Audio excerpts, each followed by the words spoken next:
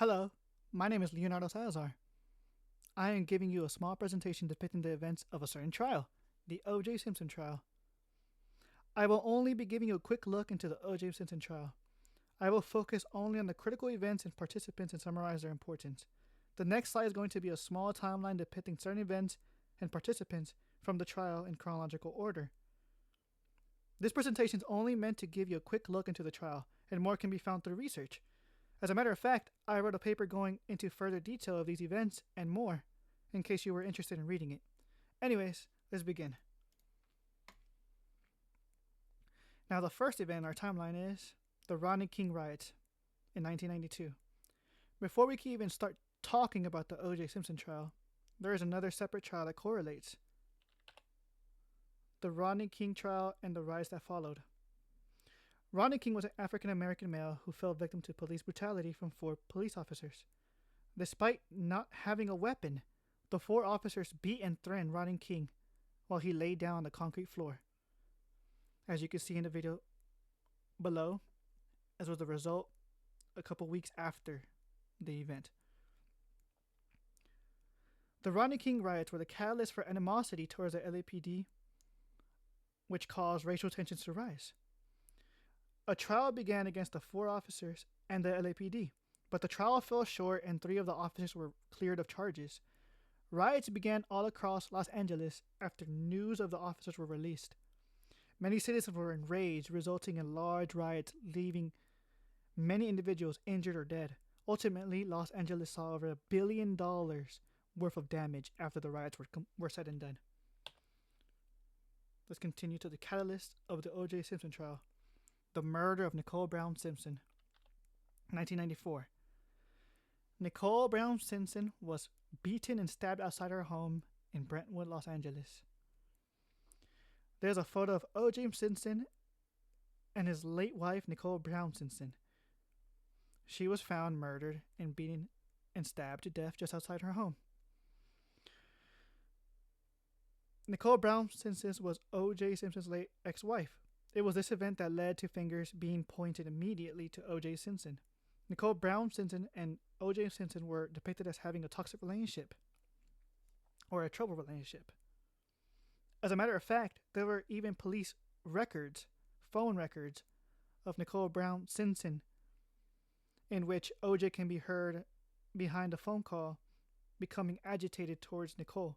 Not only that, but there were recounts from Nicole's friends and family that depict O.J. Simpson threatening Nicole sometimes.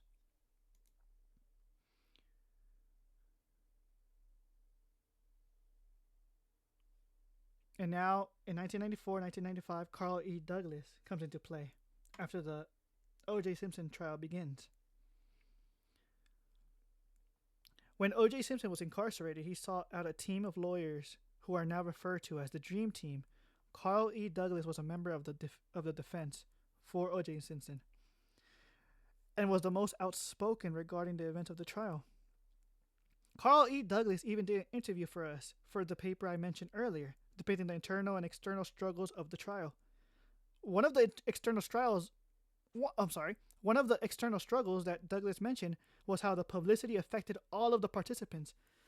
As O.J. Simpson was branded a murderer across the nation, and the people involved were frequently bombarded with questions regarding the flow of the trial, Carl E. Douglas mentioned the mental issues that were faced all throughout the court, from O.J. Simpson and all the other attorneys involved. Let's continue. One of the most important events in the trial comes from Mark Fuhrman. Mark Fuhrman, as you can see below, was a police officer for the LAPD. Fuhrman was noted to be the one responsible for finding items related to possible proof against the O.J. Simpson. One of the items Fuhrman collected is the leather glove from the picture of the previous slide in the beginning. Despite that, most of the items collected for evidence were not allowed to be used during the criminal trial. However, the blood tests themselves were not the issue, but it was the department that supplied the blood that made it controversial. Mark Fuhrman was actually found to have said slurs against African Americans on video. Tie that with the animosity against the LAPD from the Rodney King trials, and riot, and the dream team were able to discard much of the possible evidence against O.J. Simpson. The main evidence that was discarded was the blood exams, the all the articles of clothing and gloves covered in blood because of the racial slurs Mark Fuhrman was found to have said. Let's continue. Finally, at the end of the O.J. Simpson trials in 1995, the final sentencing. In the end, after much controversy with the LAPD and O.J. Simpson being an African American public figure, none of the charges from the criminal trial remained on O.J. Simpson. It is worth noting that O.J. Simpson was cleared in the criminal trial, but was ultimately convicted in the lawsuit for the death of Nicole Brown Simpson. So, O.J. Simpson, he was cleared in the criminal trial, but was convicted in a civil lawsuit.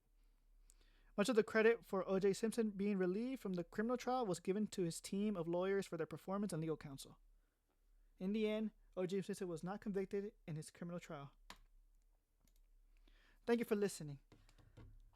I hope you enjoyed this presentation. I hope it made you more interested in the O.J. Simpson trial.